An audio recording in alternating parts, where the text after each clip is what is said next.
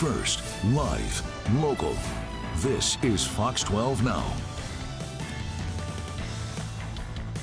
Welcome back to Fox 12 Now. I'm Greg Nibbler. There is a live look at Portland. It looks pretty nice out there actually right now. I mean, compared to what we have had. However, I'm going to guess a lot of you are still dealing with the ramifications of what happened from a couple weeks ago, and that's what we're going to be talking about today. How to get rid of storm debris. You know what? Without further ado, let's bring on our expert who joins us here every Thursday at 1:30 p.m., Mr. Eric Gortson from around the House Northwest. And I mean, this topic, I can tell you just from a personal level, this is huge because I'm trying to figure out how to deal with this, but so many people have so many trees and limbs and things that came down. And it's like, what do you do with all that? Man, it is a big question too, because a lot of people don't have access into the right tools maybe, or trailers or trucks. And how do you get it moved? How do you get it gone, right? Yeah, I'm trying to figure that out myself, just for that reason as well. And even if you do have a yard debris service, one bin's not going to take care of all this. Absolutely. And the first thing I'm going to say is for you to check out what your local community has, because every community is a little bit different, whether you're in the city of Portland or the county or the city. For instance, I live here in Lake Oswego. I have 2 free options for getting rid of storm debris from this windstorm, which is great. So one, Lake Oswego here has at Westlake Park on tomorrow and Saturday. I think it's like a couple hours each day where you can drop off those debris for free at the park. And so that way you can just haul it over there and as best you can, or team up with a neighbor and you can get it out the door. So that's one way to do it. And that's just in Lake Oswego, but every community is a little bit different. And sometimes it's the best just to jump on their website or even jump over onto a website like Nextdoor or one of those community type pages so you can see what's going on. That's a good idea. It's something where that would really come in handy just to find out what's happening. And I suppose it's just, you mentioned Nextdoor, but community websites or anything like that, just to see what other people are doing. That's a good idea. I will do that. That's one. Now, another one here that I have in my local area as well here is that they actually have a thing with Republic Services where they can drop off drop boxes in your neighborhood. So this is where you want to get your neighbors together. And, again, this is going to be different cities, different counties. And if you're over in Washington, it could be completely different. But these are all free ways of you to get rid of this stuff. And the hard part sometimes is going to be going down there and moving it. But maybe you can get together with a neighbor with a truck or run down to U-Haul for, a couple hours and get something fairly inexpensive and get it moved out. It's still going to be cheaper than having a company come in and you having to pay them to do it for you.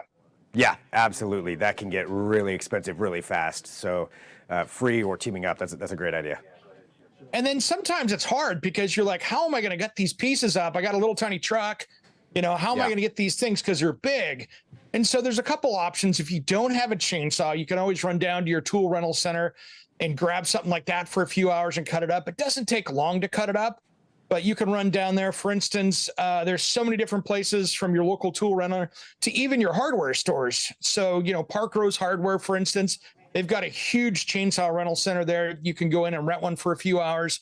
You got something that's going to work really well. And they also have the safety equipment that goes with it. So that's one option.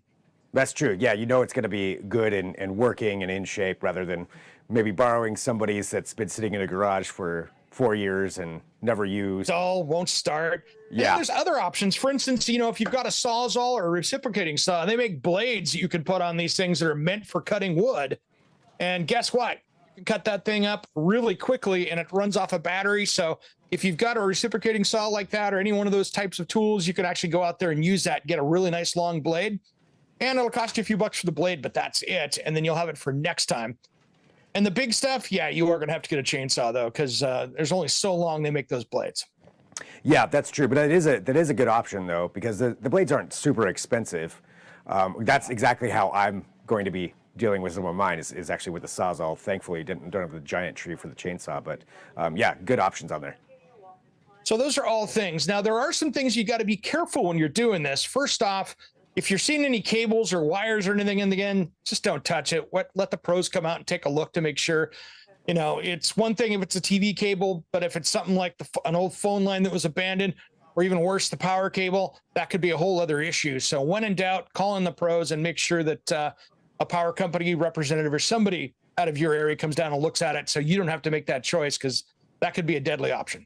Yeah, you absolutely want to be careful on that. And we've done some coverage of that specific thing as well. There's a video up here for Fox 12 now about what to do, like what the safety steps are if there is a line down. The number one thing is just don't go anywhere near it.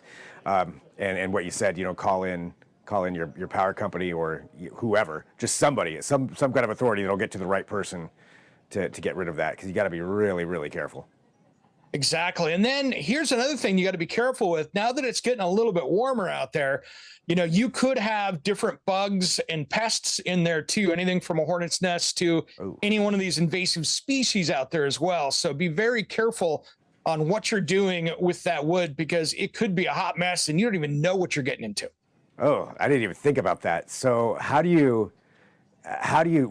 you do if you do see, hornets obviously get away. But if it's something else and you're not sure what you're dealing with, is there any particular place to call, or is this like go onto Google and try to figure out what you're dealing with? Probably is going to be the easiest one. Take a picture, get onto Google, take a look at it. There are some county extension agencies and stuff you can get into, but really the biggest thing is you don't want to take that stuff too far. Like, in Washington County, they've got some rules over there where you can't haul debris outside the county because you could spread these pests. So depending on what you got going on, you need to know what's going on in your area. So don't take it too far away from your house, even if it's just firewood. If you've got some big stuff, just be careful how far you take it. You could be doing a disservice to your community and the other trees and plants by spreading it around. That's really a good point. I've never actually thought about that. So good to know. So check that out before you start going too far. Exactly. No matter what you're cutting, some good tight fitting gloves. Anything loose, including clothing, hair, things like that, can get tangled up into stuff. Then, of course, face shield and safety glasses are always great stuff. And, if you're jumping on a chainsaw, they have the, chainsaw chaps that basically you wear that if it kicks back and gets you in the leg, you're not going to get cut up. It's going to actually stop the blade before it gets to you. So there's a lot of great safety gear. So if you have to go out and rent one, just make sure you get it from the rental center. If they charge it, it's going to be minimal. And it's good safety stuff to have, especially if you're a rookie on a chainsaw. Yeah, absolutely. Don't think that it's going to be nice and simple and easy. Just be safe with it. Well, this is all great advice on what to do. Anything else that you think people should know about? That's the key. Just be real careful. Know where you're cutting. Be patient of what's around you. And the other thing is, if something's leaning, like you've got a small to medium-sized tree, be careful of what that thing does. If it's leaning up against something, when you cut it, that weight could be someplace else and it could pop up, hit you in the face, knock you down, or even worse. So just be careful. Think first about where the weight is on it so it doesn't burn you in the end. That's a really good point. I know there was an instance of a crew cutting up a tree that fell over during this ice storm, but they didn't factor in that the root ball was so huge, swung back up after they cut it and punctured a natural gas line. So yep. Yeah. I've seen that. I've seen actually tree guys get up there and have them thrown 8, 10, 12 feet with that root ball, because it's just like a launch and it'll throw them, 12, 14 feet away if you're not careful. And that's how people get hurt. Yeah. So watch out for all of that. Well, great advice on that. So go through to, listen to this and share this with anybody else that you think might benefit from that. And then let's talk though now about Around the House Northwest. We got a big show coming up this weekend, and we kind of pivoted a little bit and made this one with our Perform Like a Pro super topical. Okay, super. Is that a tease, or can you tell us what it was? No, well, we'll touch it. You got the tease right there. Oh yeah, this one right here. That. Yeah, I've got part of it right here. Common subject: broken or frozen water pipes, and these can be a long wait when you're waiting for that plumber to show up. This might be a great DIY project. We're going to talk about that today. So today we're going to talk about 2 different common types of pipe that we see in our house. Uh-oh, that's my fault on the audio cutting out. That's not no worries, man. So that's easy. I mean, we're going to be talking about how to sweat copper pipe, how to fix it, and of course the dreaded CPVC, which is that yellow plastic stuff that stuff likes to break when you just look at it, let alone you freeze it. So we're going to talk about those 2 very common ways of fixing those when they get frozen or broken. Yeah, definitely another thing that everybody needs to know, because also who knows when we're going to have another freeze. It could happen again. Exactly. So good to learn about this now.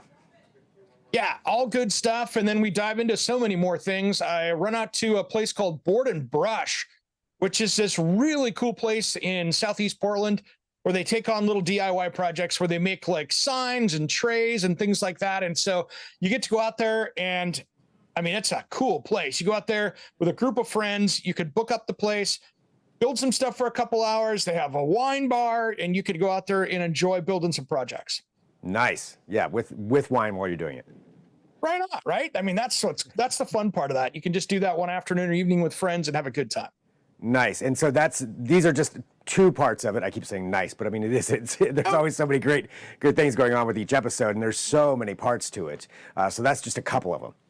Yeah. Then we've got some painting tips. We start talking about, paint sheen. So how shiny is that paint that you're putting on? So I try to help you get the right sheen if you're doing a painting project, since we're kind of in that time. It's not the best time to be doing the outside projects. And so many people are thinking about maybe starting fresh in a new room, throwing some paint on and, doing some updating after the holidays. Well, all great stuff, and it's all going to be on this week's episode. And I know there's more, but I don't know if you want to talk about more, so we might. We do some testing. I found a cool new tool that we test and put it to the test. It's an air shim. And what it is, it's this little bladder and a kind of a pump up thing like you'd see in an old, like if they're going to check your blood pressure, for instance, one of those manual ones, and you have that little ball you pump up, it lifts up to 300 pounds. And I had to test it, so I wanted to see if it could lift up my washer and dryer. Wow. So it's really that simple. Well, I mean, we're not going to say what the results were, but something that you could really just slide under and do it like that. I definitely want to see the results of that. Yeah, that could be a cool tool if you're like setting, you're trying to adjust the legs on you're trying to, let's say you got a washing machine, right? You're trying to get it leveled and you go, hey, I got it leveled, but those legs never want to turn up and down, right? When there's weight on it. So now you can actually go through and do that, whether it's the range or you're adjusting a door or anything else. So it could be a cool tool for that. We put it to the test. All right, and that's all on just this week's episode of Around the House Northwest. And there's multiple ways that people can, times that people can watch. Yeah. Well, first off, if you missed last week's episode that we talked about last week, don't worry. It will replay tomorrow morning at 8 a.m. on Fox 12 Plus.